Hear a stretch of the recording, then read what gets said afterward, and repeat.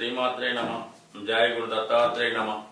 ఈ వీడియోలో మనం శ్రీ క్రోధినామ సంవత్సర ఫలితాలు మిథున రాశి వారికి ఏ విధంగా ఉంటాయో తెలుసుకునే ప్రయత్నం చేద్దాం. ముందుగా మిథున రాశి వారికి నూతన సంవత్సర శుభాకాంక్షలతో మరి వారి యొక్క సంవత్సర ఫలితాలు అంటే ఈ సంవత్సరం యొక్క బడ్జెట్ వారిది ఏ విధంగా ఉంటుంది, మరి దాన్ని వీళ్ళు ఈ సంవత్సరం ఏ విధంగా ప్లాన్ చేసుకోవాలి, ముఖ్యంగా ఏ ఏ విషయాల్లో జాగ్రత్తగా ఉండాలి అన్న విషయాన్ని మనం ఈ వీడియోలో పరిశీలించే ప్రయత్నం చేద్దాం. ముఖ్యంగా మరి మిథున రాశి వారికి ఆదాయం 5, వ్యయం 5 ఉండడం జరిగింది. దాన్ని బట్టి ఏంటంటే వీళ్ళు ఆదాయం ఖర్చు సమానంగా ఉన్నాయి కాబట్టి మరి ఈ సంవత్సరంలో వారి యొక్క బడ్జెట్ బ్యాలెన్స్ షీటు మరి పూర్తిగా జీరో బ్యాలెన్స్తో టాలీ అయినట్టు చెప్పడం జరుగుతుంది. సో దాన్ని బట్టి ఏంటంటే వీళ్ళు మరి జాగ్రత్తగా ప్లాన్ చేసుకోకపోతే గతంలో అంటే లాస్ట్ ఇయర్ క్యారీ ఫార్వర్డ్ అయినటువంటి రుణాలు మళ్ళీ ఈ సంవత్సరం కూడా కంటిన్యూ అయ్యే అవకాశం ఉంది. కాబట్టి మరి సంవత్సరానికి మన మిగులు బడ్జెట్ చూసుకుంటే జీరో బ్యాలెన్స్ ఉండే అవకాశం ఉంది. కాబట్టి సాధారణత వరకు ఈ ఫైనాన్షియల్ ప్లానింగ్ కొంతవరకు కంట్రోల్ చేసుకోవడం మంచిది. అంటే మనకి మరి ఒక ₹1,00,000 ఆదాయం వస్తే కనీసం 80,000 ఖర్చు పెట్టుకుని ఒక 20,000 దాని మిగులు బడ్జెట్గా వేసుకుంటే అది ఒక విధంగా ఈ జాతకులకు అనుకూలంగా ఉంటుంది. కాబట్టి స్వభావసిద్ధంగా ఈ మిథున రాశి వారికి ఉన్నటువంటి అనవసర ఎక్స్పెండిచరు, అవసరానికి మించి ధనాన్ని ఖర్చు పెట్టడం, అలాగే అవసరం లేని వస్తువులు బాగా హై క్వాలిటీ ఎక్కువ రేట్లు ఉన్నాయి కొనడం వల్ల కొంతవరకు ఈ విధంగా వాళ్ళ మనీని వృధా చేయడం జరుగుతుంటుంది. కాబట్టి సాధ్యమైనంత వరకు మరి ఖర్చుల్ని కంట్రోల్ చేసుకొని 100% ఆదాయంలో 80% ఖర్చు పెట్టుకొని నో డౌట్. అంతకన్నా వీళ్ళు ఎక్కువ ఖర్చు పెట్టుకున్నా మరి చేతులు కట్టినట్టు ఉంటాయి. కాబట్టి 20% సేవింగ్ చేసుకునే ప్రయత్నం చేయండి. సో దాన్ని బట్టి అది కొంతవరకు మీరు మిగులు బడ్జెట్లో పడే అవకాశం ఉంది. సో ఇక వీళ్ళ యొక్క రాజపూజ్యం 3, అవమానం 6 ఉన్నది. సో ఇంచుమించుగా మనకి చూసుకుంటే ఏంటంటే 33% మరి రాజపూజ్యం గౌరవం, 66% అవమానకరంగా ఉంది. కాబట్టి క్రీడా రంగంలో ఉన్నవాళ్ళు, రాజకీయ రంగంలో ఉన్నవాళ్ళు ఏదైనా పోటీల్లో పాల్గొనేటప్పుడు సాధ్యమైనంత వరకు మరి ప్రత్యర్థుల్ని అంచనా వేసుకుని జాగ్రత్తగా వెళ్ళవలసి ఉంటుంది.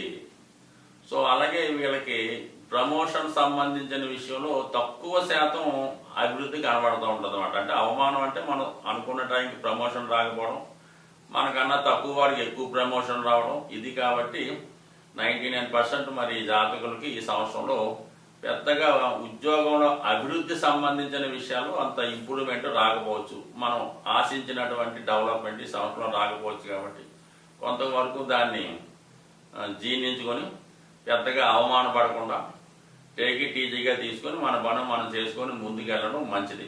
బట్ ఏదైనప్పుడు కూడా మరి రాశి వారికి ఫైనాన్స్ పొజిషన్ ఓకే, కానీ పోటీల్లో పాల్గొనేవాళ్ళు అలాగే విశేషమైన అభివృద్ధిని ఆశించే వాళ్ళు మాత్రం కొద్దిగా నిరాశ పడవలసి ఉంటుంది. ఇక ముఖ్యంగా సంవత్సర ఫలితాలు చూసేటప్పుడు మనం ప్రధానంగా శని, గురువు, రాహు, కేతువుల్ని మనం తీసుకొని వారి యొక్క ఫలితాలు చెప్పడం జరుగుతుంది. మరి ఈ సంవత్సరం ప్రారంభమవుతున్నటువంటి ఉగాది మనకి ఏప్రిల్ 9వ తారీఖున ఉగాది ప్రారంభం అవుతుంది. మరి 9వ తారీఖు నుంచి ప్రారంభమైనటువంటి ఉగాది నుంచి 30వ తారీఖు ఏప్రిల్ వరకు కూడా గురువు 11వ స్థానంలో ఉండడం జరుగుతుంది. దాని తర్వాత 12వ స్థానంలోకి మారడం జరుగుతూ ఉంటుంది. అంటే నెలాఖరు వరకు, ఏప్రిల్ నెలాఖరు వరకు కామ త్రికోణంలో కొంతకాలంగా మీ యొక్క కోరికల్ని తీరుస్తూ ఆర్థిక పరంగా మిమ్మల్ని ఇంప్రూవ్ పెట్టినటువంటి గురు భగవానుడు మే 1వ తారీఖు నుంచి మోక్ష త్రికోణంలోకి రావడం జరుగుతుంది. అంటే 4, 8, 12 భావాలని యాక్టివేట్ చేయడం జరుగుతుంది. సో ఈ కారణం వల్ల జాతకుడు ఎక్కువగా మోక్ష త్రికోణం అంటే చాలా వరకు ఆధ్యాత్మికంగా ప్రశాంతపరమైన జీవితాన్ని గడిపే ప్రయత్నం చేస్తూ ఉంటాడు.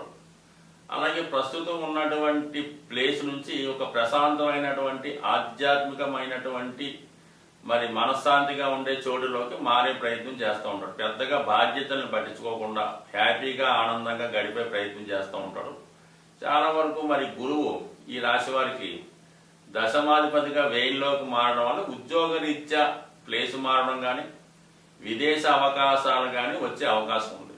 అది మరి ఉద్యోగ అన్వేషణలో కానీ ఉద్యోగంలో ఉన్నటువంటి వారికి కొంత ఏజ్ పైబడి ఆధ్యాత్మిక రంగంలో ఉందాం అనుకున్న వాళ్ళకి ఒక ప్రశాంతమైనటువంటి ఒక పుణ్యక్షేత్రం కానీ ఒక షిరిడి లేదంటే ఒక పుట్టపర్తి లాంటి ప్రశాంత ఆధ్యాత్మిక కేంద్రాల్లో వాళ్ళ యొక్క జీవనం గడిపే విధానం కొంతకాలం పాటు ఆ ప్లేస్లోకి మారడం కానీ లేదంటే వాళ్ళు మనశ్శాంతి ఇచ్చే చోట్లోకి మారడం కానీ లేదంటే వేరైనా ఒక ప్రశాంతమైన చోట్ల ఒక గృహాన్ని ఒక ఆశ్రమాన్నో లేదా ఒక కుటీరాన్నో నిర్మించుకొని హ్యాపీగా లైఫ్ని స్టార్ట్ చేసా ఉంది. ఇది కొంతవరకు మరి 60 సంవత్సరాలు 60 దాటిన వారికి, ఉద్యోగంలో ఉన్న వాళ్ళకి మాత్రం ఉద్యోగంలో ప్లేస్ చేంజ్, విదేశ ప్రయాణం జరిగే అవకాశం ఉంది. మొత్తం మీద గురువు ఏ భావంలో ఉన్నా కొంతవరకు మంచి చేస్తూ ఉంటాడు. ముందు కొంత కఠినంగా ఉన్న జాతకుని తీర్చిదిద్ది, అంటే గురువు ఒక ఉపాధ్యాయుడు కాబట్టి మీ యొక్క అప్పటిదాకా ఉన్నటువంటి పరిస్థితుల్ని, మీ యొక్క బలహీనతల్ని, వీక్నెస్ని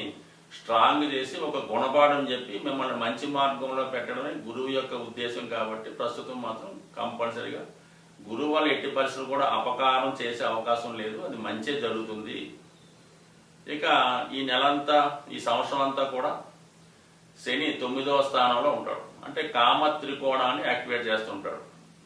9వ భావం అంటే ధర్మ త్రికోణం కాబట్టి మీ యొక్క ధర్మాన్ని, నిజాయితీని, అలాగే మీ యొక్క యాక్టివేషన్ బిహేవియర్ అంతా కూడా మరి ఈ 9లో ఉన్నటువంటి శని భగవానుడు 1, 5, 9 భావాల యొక్క తన ప్రభావాన్ని చూపిస్తుంటాడు. అంటే పూర్వపుణ్యాన్ని ఈ జన్మలోకి మీకు అనుసరించే విధంగా వృత్తిలో మీకు అభివృద్ధిని ఇవ్వడం జరుగుతూ ఉంటుంది. సో అలాగే మరి ఒక మెడిటేషన్ కానీ, ఒక ధ్యానం కానీ, ఒక వ్యాయామం కానీ, ఏదో ఒక మరి క్రియ ద్వారా శరీరాన్ని క్రమశిక్షణలో పెడుతూ యోగ మార్గం ద్వారా ఆధ్యాత్మిక రంగంలోకి వెళ్ళే ప్రయత్నం ఈ శని భగవాను చేయడం జరుగుతుంది. సాధారణంగా శని ప్రభావం ఉన్న వాళ్ళు ఏంటంటే ఎక్కువ మరి ఈ మెడిటేషన్ ద్వారా కానీ, ఈ ప్రాణాయామం వల్ల కానీ, ఆసనాల ద్వారా కానీ, శ్వాసక్రియ ద్వారా కానీ ఏదో ఒక మరి ఈ వాయు సంబంధించిన గ్రహం కాబట్టి వాటిని బంధించి మరి ఈ యోగ మార్గం ద్వారా వారి యొక్క గమ్యాన్ని చేరుకునే ప్రయత్నం చేయడంలో శని భగవానుడు ఖచ్చితంగా మీకు సహకరిస్తాడు. మంచి క్రమశిక్షణ ఇవ్వడం జరుగుతూ ఉంటుంది.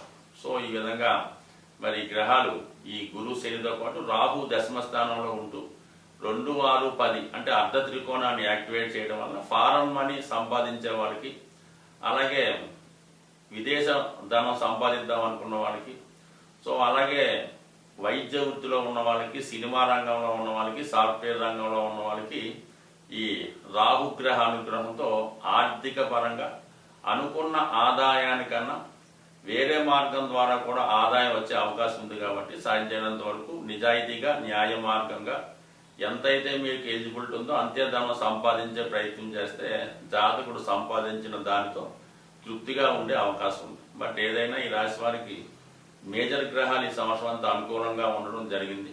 ఇంకా మేలైన ఫలితాల కోసం శివుని యొక్క ఆరాధన వీళ్ళు 100% చేసుకోవడం, ఎక్కువ ఓం నమ శివాయ అని శివపంచాక్షరి మంత్రాన్ని కానీ, మృత్యుంజయ మహామంత్రాన్ని కానీ వినడం వల్ల కానీ, చదవడం వల్ల కానీ కంప్లీట్గా మంచి అభివృద్ధి, వాళ్ళ జీవితాశయం నెరవేరే అవకాశం ఉంటుంది. స్వస్తి.